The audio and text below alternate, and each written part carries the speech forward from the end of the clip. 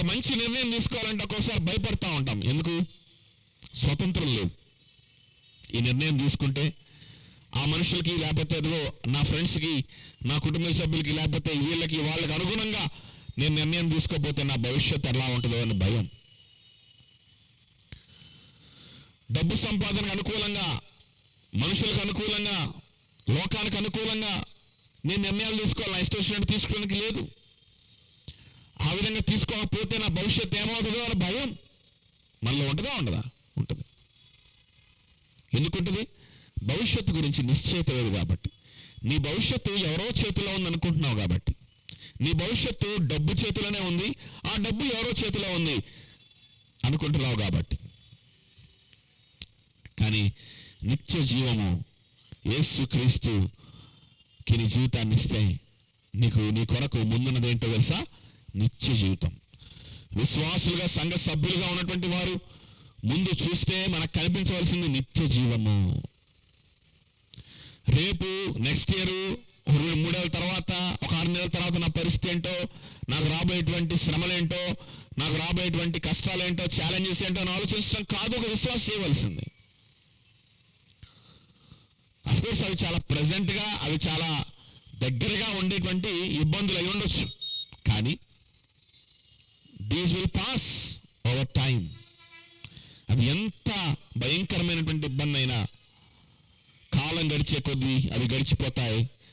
ఆ తర్వాత ఒక దినాన నీకు నాకు దేవుడు ఏర్పాటు చేసింది ఏంటో తెలుసా? నిత్య జీవము. ఆయనతో తరతరాలు, యుగయుగాలు మరణము లేనటువంటి నిత్యమైన జీవము, పరలోక భాగ్యం దేవుడు మన కోసం ఏర్పాటు చేశాడు. ఈ పరలోక భాగ్యము, ఈ నిరీక్షణ, ఇవన్నీ ఉండాలి అని అంటే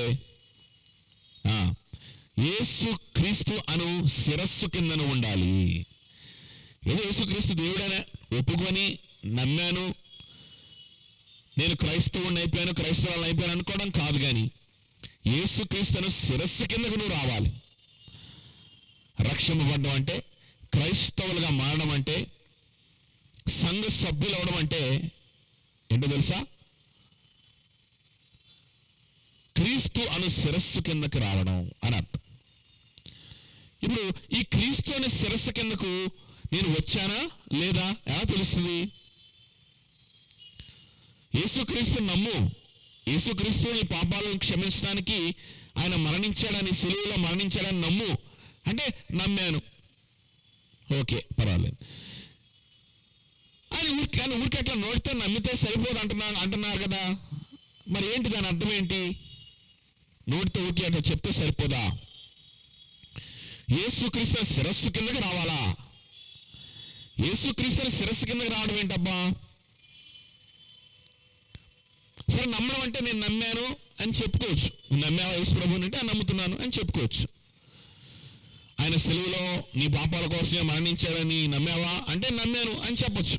నమ్మాను కాబట్టి అర్థమైపోతూ ఉంటుంది కాబట్టి. మరి యేసుక్రీస్తుని శిరస్సు కిందకి రావడం ఏంటి? అసలు తండ్రి చేయాలనుకున్న కార్యమే మన సొంత అధికారాల కింద నుంచి మనల్ని తీసివేసి, తొలగించి, తన కుమారుడైన యేసుక్రీస్తు అనేటువంటి ఆయన శిరస్సు కింద మనల్ని పెట్టాలని ఇష్టపడుతున్నాడని మనం చదువుకున్నాం. ఓకే, యేసుక్రీస్తు అధికారం కింద మనల్ని ఉంచాలని ఇష్టపడుతున్నాడని మనం చదువుకున్నాం. మరి నేను యేసుక్రీస్తు అధికారం కింద ఉన్నానా లేనా అని ఎలా తెలుస్తుంది? మనం అందరం పాపులమే, మనలందరిలో బలహీనతలు ఉన్నాయి. ఆయా సందర్భాల్లో ఒక్కొక్కసారి తెలియకుండానే కొన్ని బలహీనతల్లో మనం పడతాం. మన ఆలోచనలో తప్పిపోతుంటాం ఒక్కోసారి, మన చూపుల్లో తప్పిపోతూ ఉంటాం ఒక్కోసారి, మన మాటల్లో ఒక్కోసారి తెలియకుండా తప్పిపోతూ ఉంటాము, పాపం చేస్తూ ఉంటాము, చేయమా? దూషణ చేస్తూ ఉంటాము తెలియకుండా ఒక్కొక్కసారి, చేయమా కదా? అబద్ధ సాక్ష్యం పలుకుతూ ఉంటాము, పలకమా? మన చూపులలో అపవిత్రమైనటువంటి చూపులు ఒక్కొక్కసారి మనకు తెలియకుండానే మన బలహీనతలను బట్టి ఒక్కొక్కసారి ఏంటంటే ఆయా సందర్భాల్లో బలహీనమైన చూపులు, అపవిత్రమైన చూపులు, మన చూపుల్లో కూడా మనం అవి వస్తూ ఉంటాయి అటువంటి చూపులు, అవునా కదా?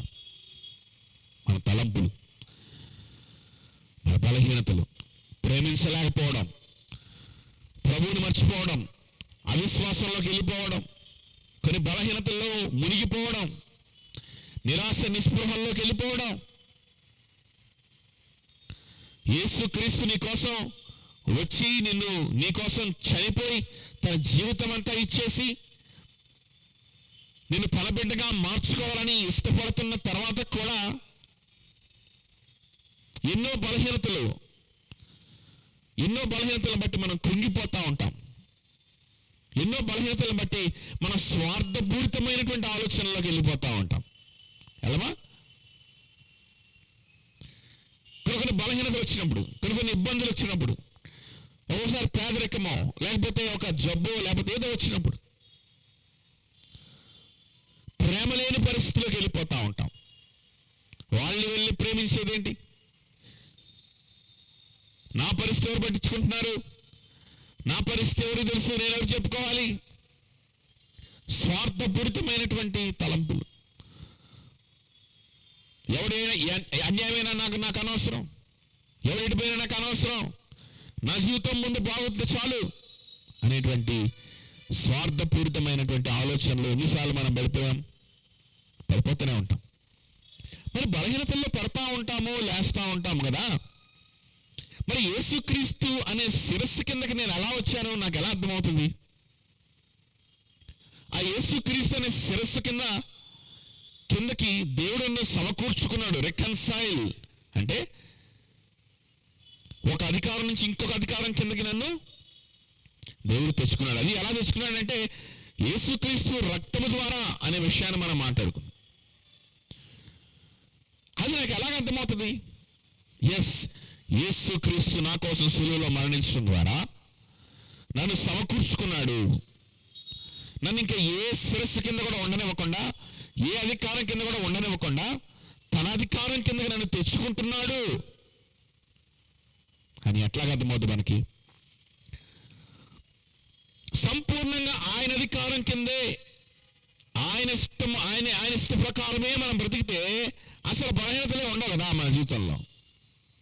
అసలు ఏ పాపము కూడా మన జీవితంలో ఉండదు కదా, అవునా? మరి ఎట్లాగా? నేను యేసయ్య బిడ్డని, నేను దేవుని చేత ఎన్నుకోబడి, నేను దేవుని చేత సమకూర్చబడినటువంటి వాడిని, సమకూర్చబడిన దానిని మనకి ఎలాగ అర్థమవుతుంది? ఏ పాపము లేకుండా నిష్కలంకంగా అతి పరిశుద్ధంగా మారిపోయిన తర్వాత అర్థమవుతుందా? అలా మారగలమా మనం? ఈ లోకములో మన బ్రతుకు దినాలు అన్నిట్లో కూడా మన ఆయుష్ మొత్తం మీద కూడా మనం మారగలమా అట్లాగా?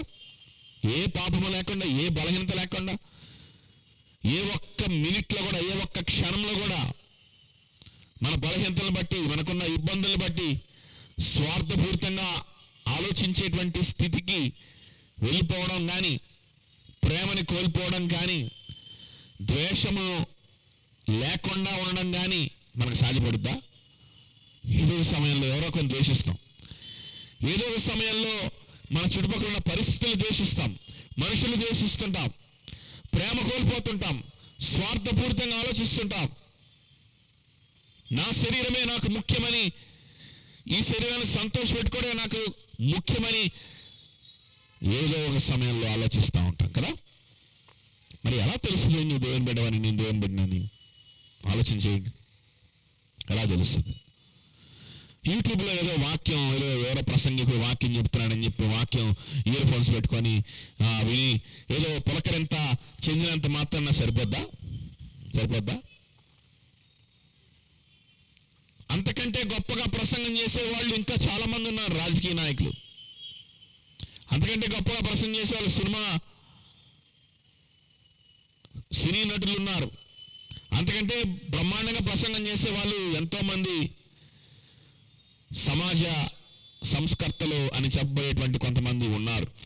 వాళ్ళ ప్రసంగాలు చూసినప్పుడు కూడా మనకేమొస్తుందంటే కాస్త మోటివేషన్ వస్తుంది, ఏదో చేద్దాం, అబ్బా ఇంత అన్యాయం జరుగుతుందా ప్రపంచంలో అని, లేకపోతే అబ్బా నిజమే కదా పాపం అని జాలి, ఇలాంటి ఎమోషన్స్ వస్తూ ఉంటాయి కదా కొన్ని. ఎందుకు కొన్ని ఏదైనా సినిమాలు చూసినప్పుడు కూడా అలాంటి ఎమోషన్స్ కలుగుతూ ఉంటాయి. అలాంటిది ఏదో ఎవరో ప్రసంగికుడు ఇయర్ ఫోన్స్ పెట్టుకొని వింటున్నావు, యేసు ప్రభు నేను ఎంత ప్రేమించాడు, నీకోసం ఆయన ప్రాణం పెట్టాడు, నీకోసం ఆయన చచ్చిపోయాడు అనగానే యేసుక్రీస్తు కోసం కూడా కాదు ఏడ్చేది. మీరే ఆలోచించుకోండి, ఎవరి కోసం. మంచి పాట పెట్టుకొని వింటూ ఉంటాం. అబ్బా యేసయ్య ప్రేమ గురించి పాట, యేసయ్య ప్రేమను గురించిన పాట. రీసెంట్గా పాట ఉందన్నమాట. పాట రోజు వింటూ ఉంటాను, నాకు కొంచెం నచ్చింది కూడా ఆ పాట. కానీ ఎలా వింటాం పాటలు మనం? వింటూ ఉంటే ఆ పాట దేవుని కృప గురించిన పాట కదా. ప్రభువా నీ కృపే చాలు అని వింటూ ఉన్నాం. ప్రభువా నేను ఒంటరిగా ఏడుస్తూ ఉన్నప్పుడు ఎవరు ఓదార్చలేదు, నువ్వు ఓదార్చావు. నేను కష్టాలు పడుతున్నప్పుడు నన్ను ఎవరు దరిచేర్చలేదు, నువ్వే దరిచేర్చావు. దేవుడు ఇదిగో నువ్వు కరోనా వచ్చి ఐసోలేషన్లో, క్వారంటైన్లో నిన్ను గదిలేసి తలిపేసినప్పుడు ఎవరూ లేరు, ఇదిగో యేసయ్య నీకు తోడై ఉన్నాడు, నిన్ను కాపాడాడు, ఎవరు నీ దగ్గర రాలేదు, యేసయ్య వచ్చాడు అని చెప్పి వింటా ఉన్నప్పుడు నిజమే ప్రభువా అని చెప్పి ఏడుస్తావు, బాగానే ఉంది. కానీ ఎందుకు ఏడుస్తున్నావు? జాగ్రత్తగా ఆలోచిస్తే ఆ ఏడుపులో కూడా పాపము పనిచేస్తూ ఉంటుంది తెలుసా. మనం అంతా భ్రష్టులం. దీన్ని ఒప్పుకోవాలండి. దీన్ని ఒప్పుకోకపోతే రక్షణే లేదు. నాలో పాప స్వభావం ఉందన్న సంగతి ఒప్పుకోకపోతే యేసయ్య ఎందుకు మరణించాలి? నీకోసం ఎందుకు మరణించాడు అనుకున్నావు? నా కోసం కాదు యేసయ్య మరణించింది, భయంకరమైన పాపాలు చేసిన వాళ్ళ కోసం, నా కోసం కాదంటావా? ఎందుకు మరణించాడు యేసయ్య? ఎందుకు ఆ శిక్షణ అనిపించాడు? ఆయన చేసిన పాపం కాదు కదా, మన పాపమే కదా. అంటే మనలో పాప స్వభావము అనేక రూపాలుగా పనిచేస్తూనే ఉంటుందనే కదా దాని అర్థం. నేను చెప్తున్నాను కదా, ప్రభువా నీ కృప చాలయ్యా, నీ కృప ఎంత గొప్పదయ్యా అని చెప్పి కన్నీరు కార్చి ఆ కన్నీటిలో కూడా పాపమే ఉంటుంది. ఎలా ఉంటుందో చెప్తాను చూడండి. కన్నీరు కారుస్తుంటావు, ఏడుస్తూ ఉంటావు, ఏం గుర్తొస్తూ ఉంటుంది? నువ్వు పడిన శ్రమ గుర్తొస్తూ ఉంటుంది. ఏం గుర్తొస్తూ ఉంటుంది? నువ్వు పడినటువంటి ఒంటరితనం గుర్తొస్తూ ఉంటుంది. నీ హృదయం దేంతో నింపబడుతుంది? యేసయ్యతో కాదు నింపబడుతుంది. అబ్బా నేను ఇంత ఒంటరితనాన్ని అనుభవించి తట్టుకొని బయటకు వచ్చానే, అబ్బా నేను ఇంత కఠినమైన పరిస్థితుల్లో నుంచి ఈదుకొని బయటకు వచ్చానే, ఎవరికి లేనటువంటి పరిస్థితులు, ఎవరికి చెప్పిన అర్థం కూడా కాదు నా పరిస్థితి. అంత కఠినమైన పరిస్థితులు ఎవ్వరు లేరు, కానీ నేను ఒక్కడే ఉన్నాను. నేను బయటకు వచ్చానే, యేసయ్యను చూచి కాదు ఏడుపు, నిన్ను చూచి నీ ఏడుపు. యేసయ్య సిలువలో అనుభవించిన శ్రమ, నీ పాపం కోసం, నీ నీచమైనటువంటి పాపం కోసం ఆయన శ్రమ అనుభవిస్తే, ఆయన శ్రమను గురించి వింటూ కూడా మనం కన్నీరు గార్చేది మాత్రం ఆయన శ్రమ గురించి కాదు. అయ్యో ప్రభువా నా కోసం నువ్వెందుకు శ్రమ పడాలి, నా కోసం నువ్వెందుకు రక్తం కార్చాలని కాదు. నువ్వు నేను కన్నీళ్ళు గార్చేది దేనికోసం తెలుసా? అబ్బా నేనెంత శ్రమ పడ్డాను.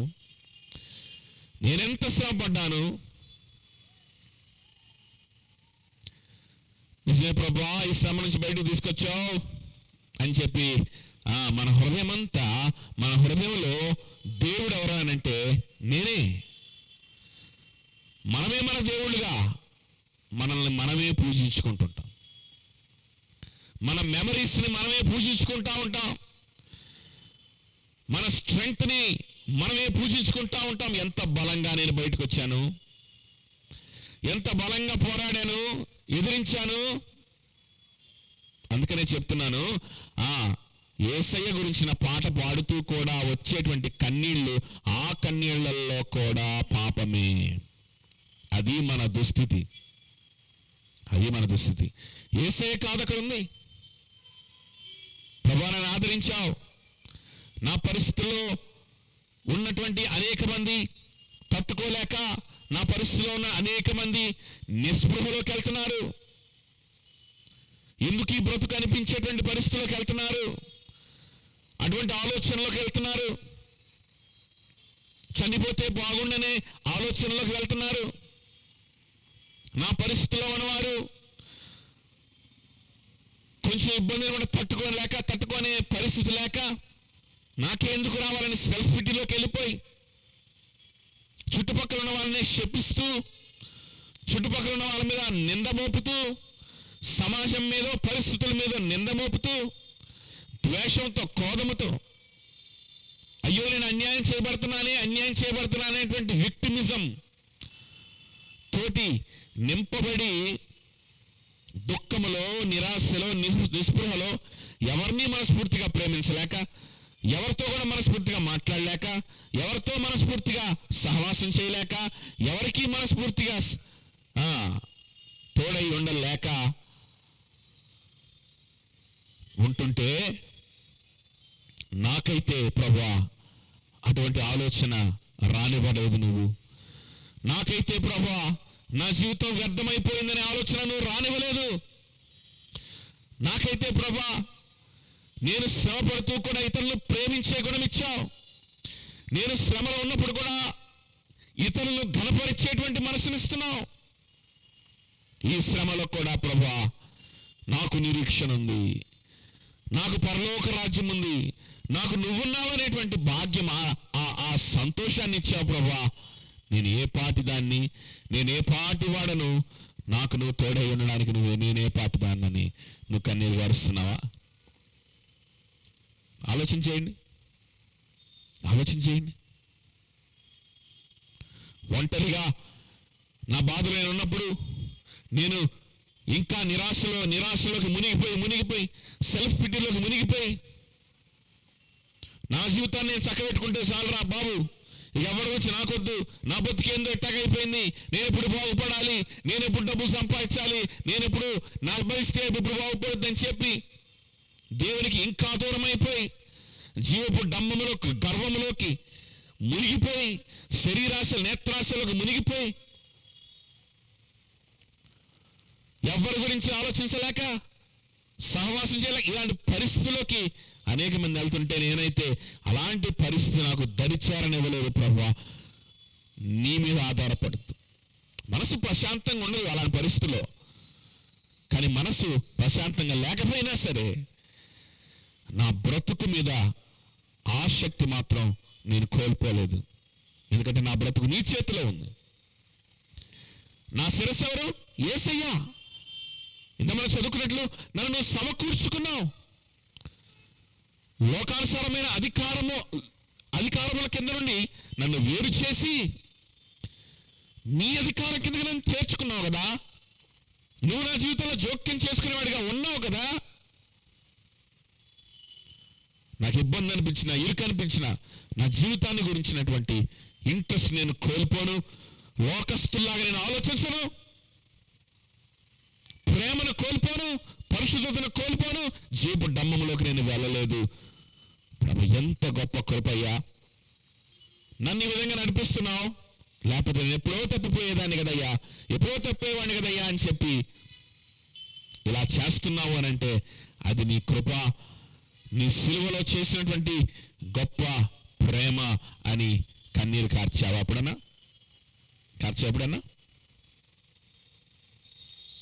ఆ పాట నాకు కూడా ఇస్తాం, నీ కృపయే చాలు అనే పాట. కానీ ఏ విధంగా దాన్ని వింటున్నావు? అది వినేటప్పుడు కూడా పాప స్వభావం పనిచేయవచ్చు. అది మన దుస్థితి. మరి ఇలాంటి దుస్థితిలో ఉన్నటువంటి మనకు ఎలా అర్థమవుతుంది నేను దేవుని బిడ్డని అని, దేవునికి సంబంధించిన వాడిని? ఎలా అర్థమవుతుంది? ఎలాగ అర్థమవుతుంది అని అంటే, ఇక్కడ దానికి సంబంధించిన ఒక హింట్ మనకి ఇస్తా ఉన్నాడు అనమాట. అదేంటంటే, ఆయన యేసుక్రీస్తుని శిరస్సు కిందకు మనల్ని ఆయన సమకూర్చుకున్నాడు. అయితే 18 ఏమంటున్నాడంటే సంగమను శరీరముకు ఆయనే శిరస్సు అంటున్నాడు. ఏమంటున్నాడు? సంగమను శరీరముకు ఆయనే శిరస్సు. ఆయన శిరస్సు కింద నేను ఉన్నాను, ఆయనను శిరస్సుగా కలిగి నేను ఉన్నాను. నీకు ఎలాగ అర్థమవుద్ది అని అంటే, ఆయన ఎల్లప్పుడూ నీకు ఆయన శిరస్సుగా ఉండొచ్చు, ఉండకపోవచ్చు కదా. ఇది నేను చెప్పాను కదా. ఇప్పుడు మంచి పాట, దేవుని కృప గురించిన పాట వింటూ కూడా ఎవరి శిరస్సు కింద ఉన్నాను? యేసుక్రీస్తు శిరస్సు కింద లేవు. నీ శిరస్సు ఎవరు? మంచి పాట వింటున్నావు, ఏడుస్తున్నావు, కన్నీరు రాసి ఎమోషన్ అవుతున్నావు, బాగానే ఉంది. కానీ శిరస్సు ఎవరు? ఆ ఎమోషన్లో నువ్వు ఏ శిరస్సు నుంచి వచ్చింది ఆ ఎమోషన్? ఏ తలకాయ నుంచి వచ్చిన ఎమోషన్ అంటే నీ తలకాయే, యేసుక్రీస్తు కాదు. యేసుక్రీస్తు కాదు. నీ బాధల్ని నువ్వు, నీ అవమానాల్ని నువ్వు గుర్తు చేసుకుని వేసావు తప్ప యేసుక్రీస్తుని గురించి కాదు నువ్వు కన్నీళ్ళు కార్చింది కదా. అలాంటి కన్నీళ్ళు చాలాసార్లు కార్చుంటాం. ఆలోచించుకోండి, మీకు అర్థమవుతుంది. ఆలోచించుకోండి. అలాంటి పాటలు పాడేటప్పుడు ఎమోషన్ అయి ఉంటాం, ఎన్నోసార్లు ఎమోషన్ అయి ఉంటాం. ఆలోచించుకోండి, ఆ ఎమోషన్ దేనికోసం వచ్చిందో కదా. సరే, సో మనము, నువ్వు నేను ఆయనను శిరస్సుగా కలిగి ఉండొచ్చు, ఉండకపోవచ్చు. కానీ నిరంతరము కూడా ఆయనే శిరస్సుగా కలిగి ఉండే ఒక శరీరం ఉందంట ఈ లోకంలో. నిరంతరం ఎల్లప్పుడూ ఆయననే ఆయననే శిరస్సుగా కలిగి ఉన్న ఒక శరీరం ఉంది. ఆ శరీరములో మనం అవయవాలుగా మారితే ఖచ్చితంగా ఆ శిరస్సు కిందే, ఆయన శిరస్సు కిందే ఉంటాం. యేసుక్రీస్తు అనే శిరస్సు కిందే ఉంటాం ఖచ్చితంగా. అర్థమవుతుందా చెప్పింది? ఒక శరీరం ఉంది, ఆ శరీరానికి ఎల్లప్పుడూ కూడా ఆయనే శిరస్సు, యేసుక్రీస్తే శిరస్సు. ఒక శరీరం ఉంది, ఆ శరీరంలో ఎల్లప్పుడూ కూడా యేసుక్రీస్తే ప్రథముడుగా ఉంటాడు. ఒక శరీరం ఉంది, ఆ శరీరములో ఎల్లప్పుడూ కూడా, ఎప్పుడు కూడా యేసుక్రీస్తే నిర్వహించేవాడిగా ఉంటాడు. యేసుక్రీస్తే ప్రథమ స్థానంలో ఉంటాడు. యేసుక్రీస్తు కొరకే అది నడుస్తూ ఉంటుంది ఆ శరీరం. అది ఆయన శరీరమే, దానికి తల ఆయనే. ఆ శరీరం యొక్క పేరే ఏంటి? సంఘము. సంఘము, సంఘము అను శరీరమునకు ఆయనే శిరస్సు. సంఘానికి ఆయన శిరస్సుగా ఉండకపోవడం అనేది ఉండదు. సంఘము అని ఏంటి? సంఘము అంటే ఏంటి? ఇప్పుడు మనం సంఘంగా కూడుకున్నాము, ఈ సంఘమా ఇదే అని అంటే దీని గురించి కాదు అక్కడ మాట్లాడుతుంది. సార్వత్రిక సంఘం గురించి మాట్లాడుతుంది. యూనివర్సల్ చర్చ్ అంటే విశ్వాసుల యొక్క గుంపు, సమూహం. ప్రపంచ వ్యాప్తంగా ఉన్న విశ్వాసుల యొక్క సమూహాన్ని అందరినీ కలెక్టివ్గా కలిపి ఏమంటారు అంటే సంఘం అంటారు. అర్థమవుతుందా?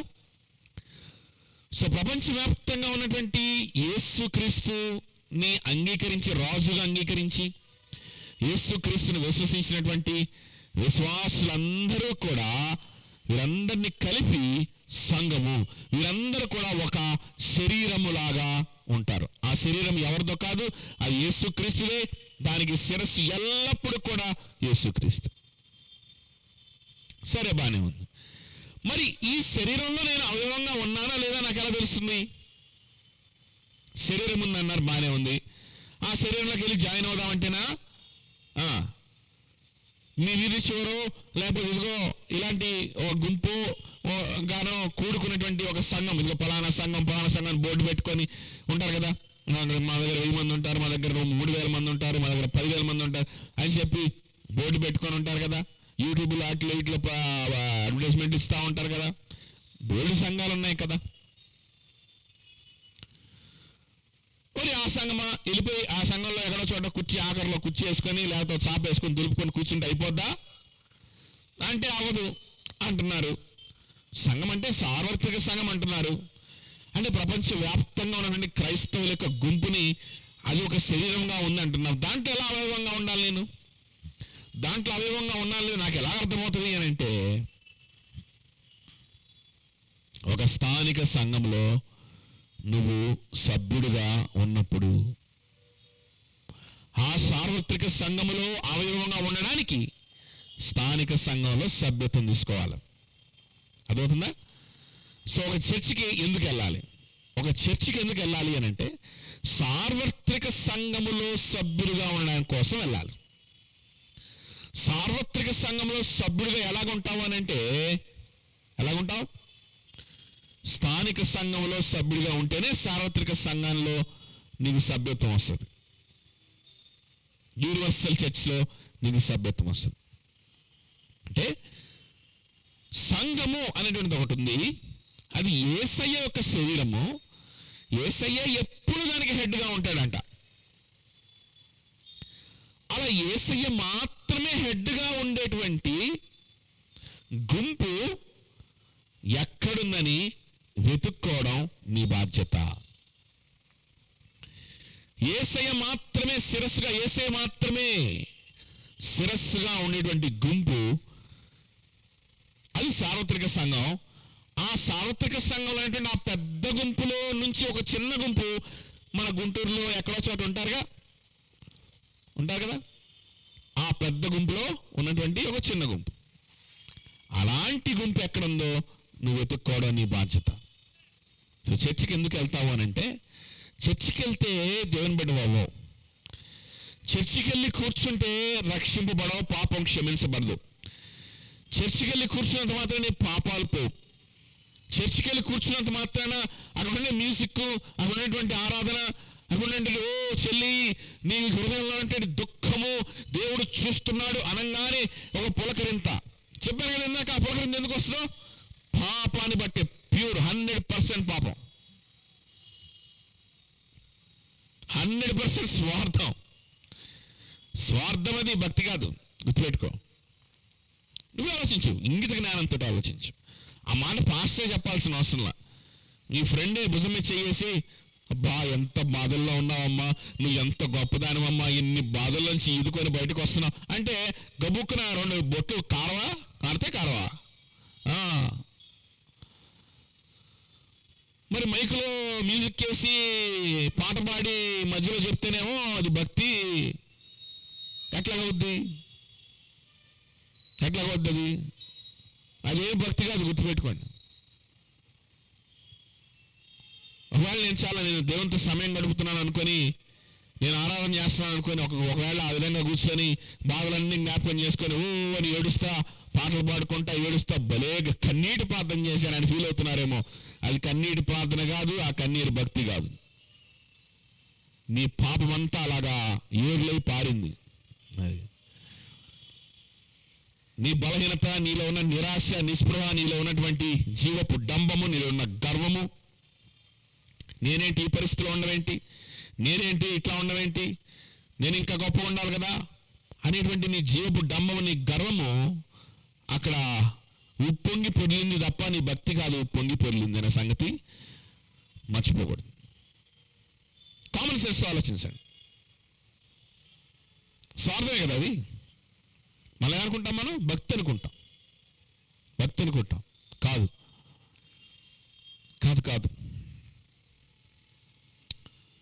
సో అటువంటి ఎమోషన్ ఎక్కడ దొరుకుద్దా? ఆ ఎమోషన్ దొరికితే వెళ్ళి కూర్చున్నాం,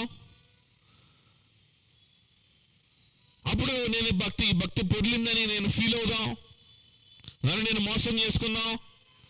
అది కాదు, దానికోసం కాదు నువ్వు సంఘానికి వెళ్ళాల్సింది.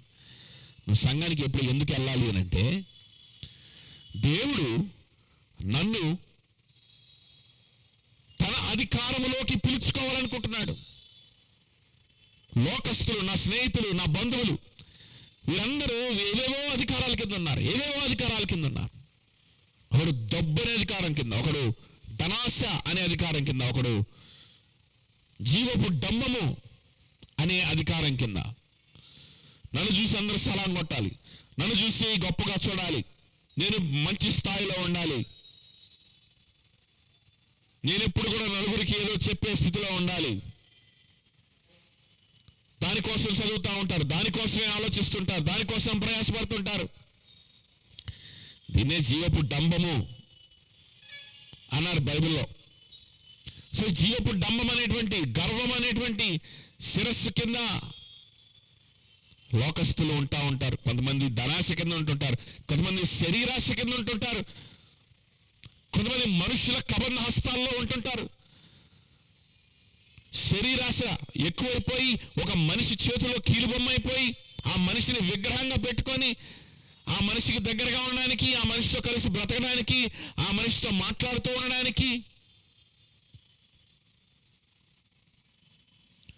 ఇష్టపడుతూ వారి కోసమే నిర్ణయాలు తీసుకుంటూ వారి గురించే హృదయం అంతా నింపబడుతూ ఉంటారు కొంతమంది.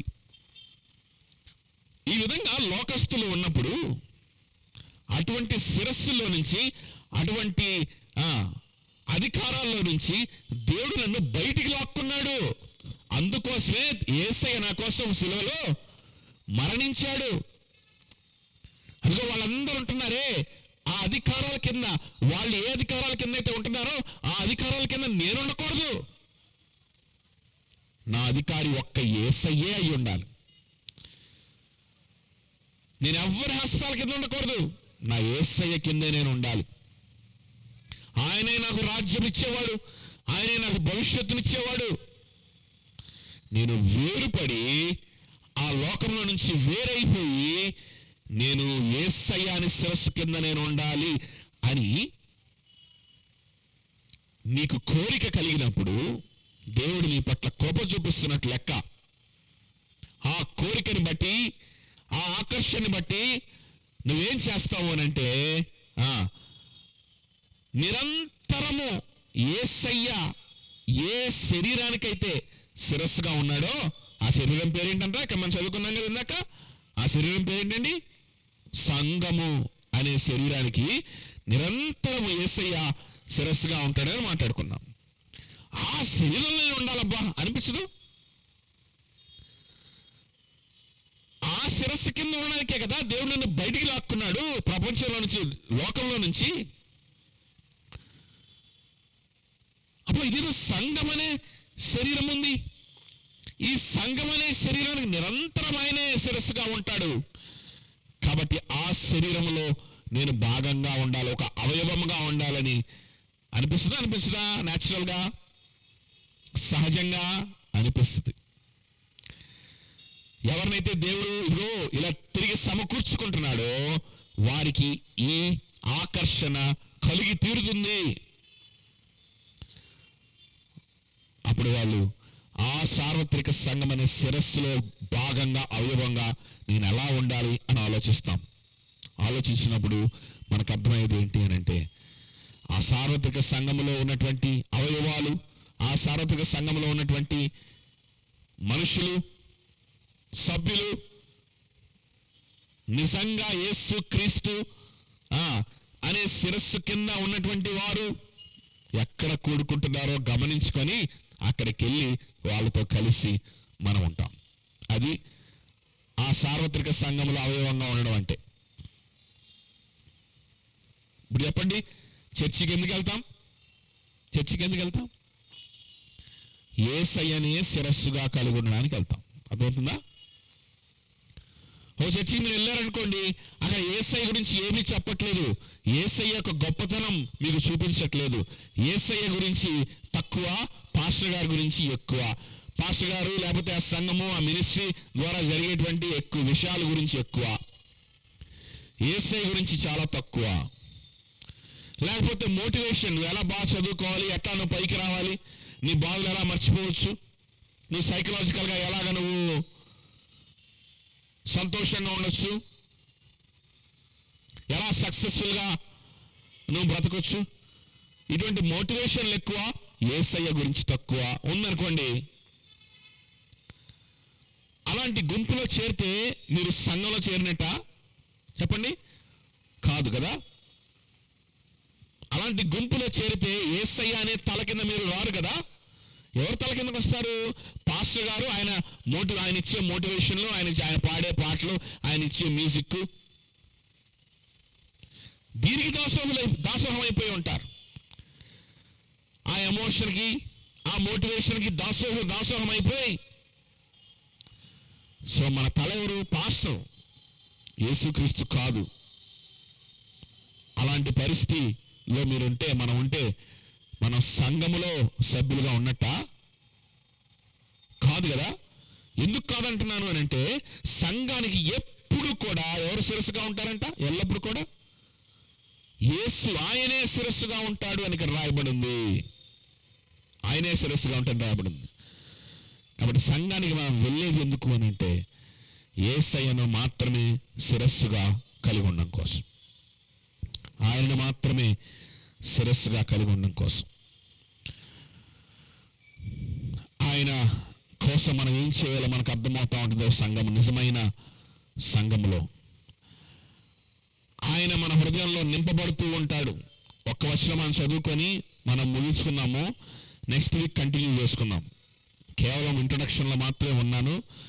ప్రిపేర్ వచ్చింది మొత్తం చెప్పాలి అని అంటే ఇంకొక గంట పట్టుద్ది. కాబట్టి నేను చెప్పట్లేదు, ఇంతటితో ఇంట్రొడక్షన్తోనే ముగిస్తున్నాను.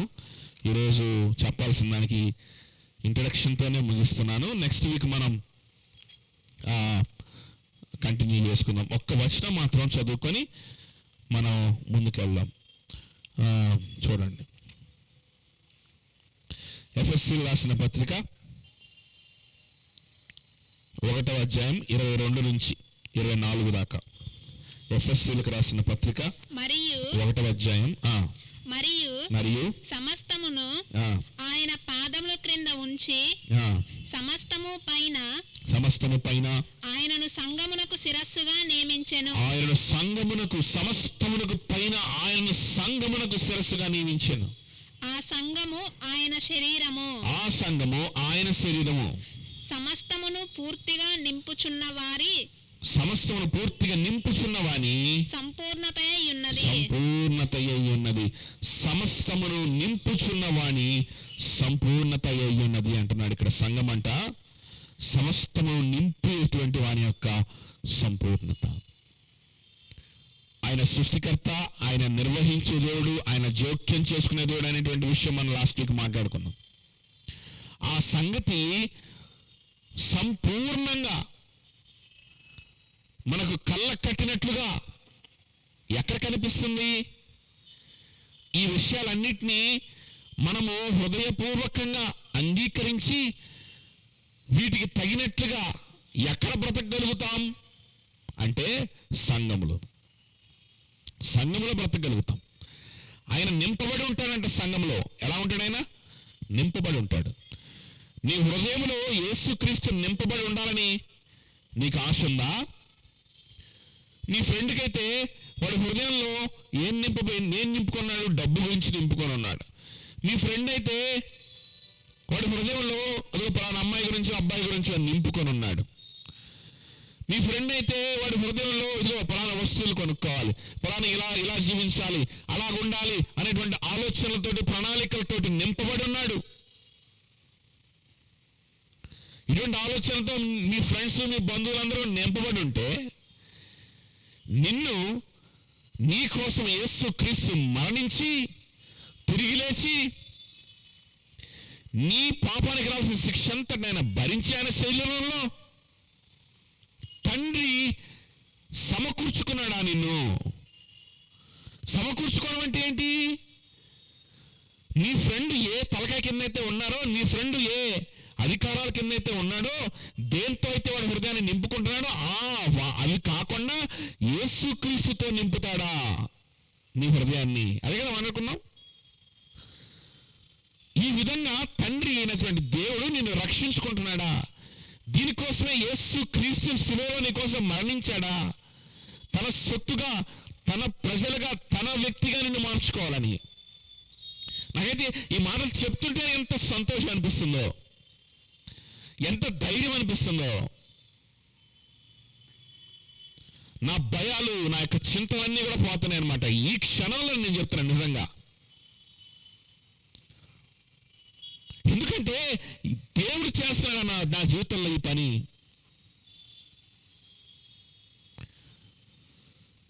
నా జీవితంలో ఉన్న సమయాలు, మనుషుల యొక్క చేతిలో చిక్కుకుపోయిన సమయాలు ఉన్నాయి. హృదయంలో మనుషుల్ని నింపుకొనున్న సమయాలు ఉన్నాయి. హృదయంలో ఫ్రెండ్స్ని, కార్యకలాపాల్ని, అనేకమైనటువంటి వాటిని నింపుకొనున్నటువంటి సమయాలు నా జీవితంలో ఉన్నాయి.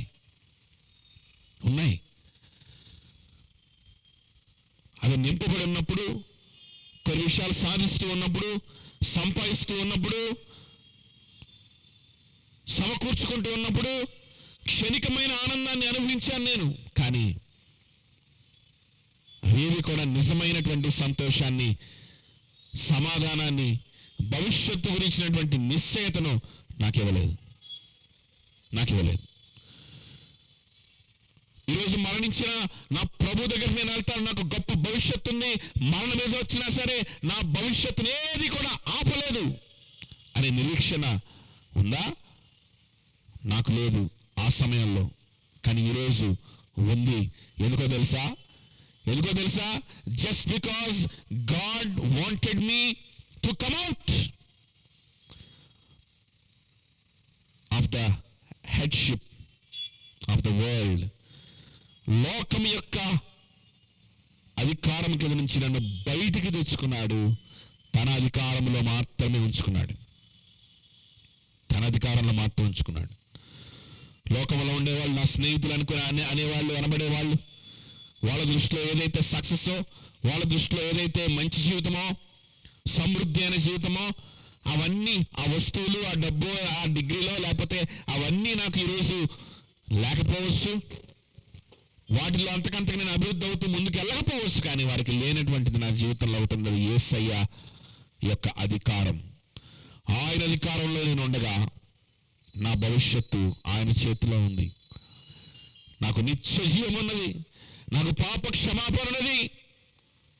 ఎప్పుడు వెళ్తే అప్పుడు నాకు ఉత్తరం ఇవ్వడానికి, ఎప్పుడు మోకరిస్తే అప్పుడు నాకు ఉత్తరం ఇవ్వడానికి, నా పాపానికి క్షమించడానికి, నా బలహీనతలను క్షమించడానికి, నన్ను పరిశుద్ధంగా చేసుకోవడానికి, నన్ను సరి చేసుకోవడానికి, నాతో మాట్లాడడానికి నా యేసయ్య సిద్ధంగా, రెడీగా, అందుబాటులో నాకున్నాడు ఈరోజు.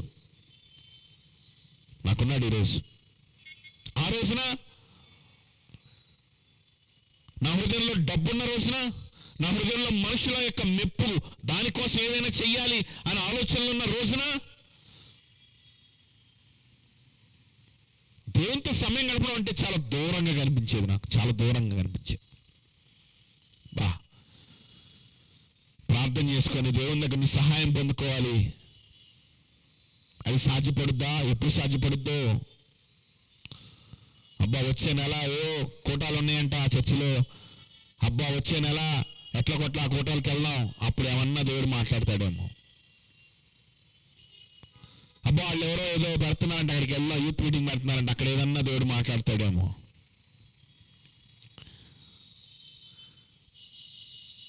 ఏదన్నా ఒక కొత్త దేవుని పాట రిలీజ్ అయిందంటే ఆ దేవుని పాట విందాం. అలా వెతుక్కునేటువంటి వాడిని. అలాంటి పరిస్థితులు వెతుక్కొని ఆ స్థలానికి వెళ్ళి ఆ పాటలు విని ఆ వాక్యాన్ని విన్నప్పుడు అప్పటికప్పుడుకి ఏదో ఒక రకమైన సైకలాజికల్ సాటిస్ఫాక్షన్ అంతే. అప్పుడు కన్నీటితో ప్రార్థన చేసుకునేవాడిని, ప్రభా నీకు దగ్గరగా ఉంటే ఎంత బాగుందయ్యా, నా హృదయం నీకు దగ్గరగా ఉంటే ఎంత బాగుందయ్యా. నా స్నేహితులు, నేను అనుకున్నది ఇవన్నీ కూడా ఇవ్వలేనంత గొప్ప సంతోషం ఉంది కదా నీ సన్నిధిలో.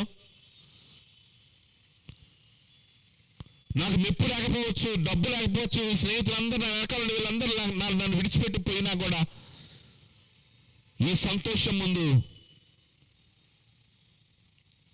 అది ఏమాత్రం కూడా ఎన్నదగినది కాదు. ఇంత గొప్ప భాగ్యం నీలో ఉంది, నీతోనే ఉంటే ఎంత బాగుండు ప్రభా అనుకుంటాను.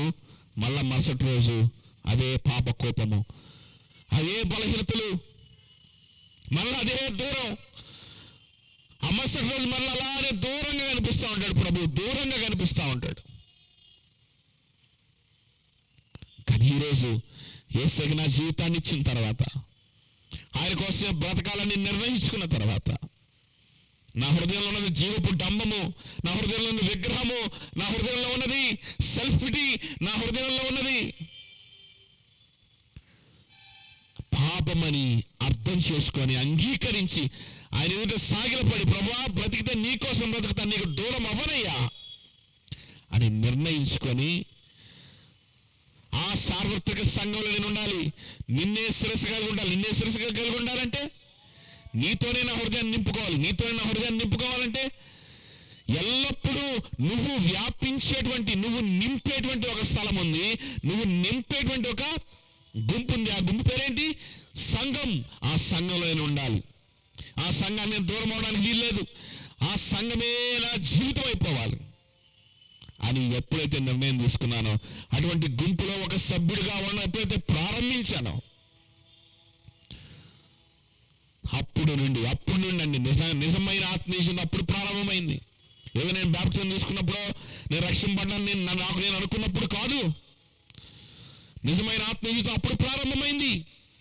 అప్పుడు అర్థమైంది, యేసయ్య నా కోసం మరణించాడు. ఆ దినము నుండి ఈ దినం వరకు కూడా ప్రభు నాకు అందుబాటులో ఉన్నాడు. నాకు దూరస్తుడుగా లేడు ఆయన. నేను మోకరించిన ప్రతిసారి ఆయన నాకు అందుబాటులో ఉన్నాడు. నేను వాక్యం తెరిచిన ప్రతిసారి నాకు అందుబాటులో ఉన్నాడు. నన్ను ఆయన సొత్తుగా మార్చుకున్నాడు. ఆయన కోసం బ్రతికింపజేస్తా ఉన్నాడు. ఇప్పటికి బలహీనతలు పడుతున్నాను, ఇప్పటికి అనేకమైన బలహీనతలు జయించడానికి ప్రయత్నిస్తున్నాను, కానీ ప్రభు నాకు అందుబాటులో ఉన్నాడు. దాన్ని బట్టి నాకు అర్థమవుతుంది ఆయన సంఘంలో నన్ను వాడుకుంటున్నాడు. దాన్ని బట్టి అర్థమవుతుంది తన సంఘంలో ఆయన వ్యాపించి ఉన్నాడు. అలానే నా జీవితం అంతా, నా హృదయం అంతా ఆయన వ్యాపించి ఉన్నాడు. దాన్ని బట్టి నాకు అర్థమవుతుంది, నా యేసయ్య నా కోసం మరణించాడు, నా కోసం తిరిగి రానై ఉన్నాడు, నా కోసం నిత్య జీవము ఏర్పాటు చేస్తున్నాడు. దాన్ని బట్టి నాకు అర్థమవుతుంది. దాన్ని బట్టి ఆయన కనపరుస్తున్నాను. దాన్ని బట్టి కన్నీటితో ఆయన ఆరాధిస్తున్నాను. ఇది గొప్ప భాగ్యం.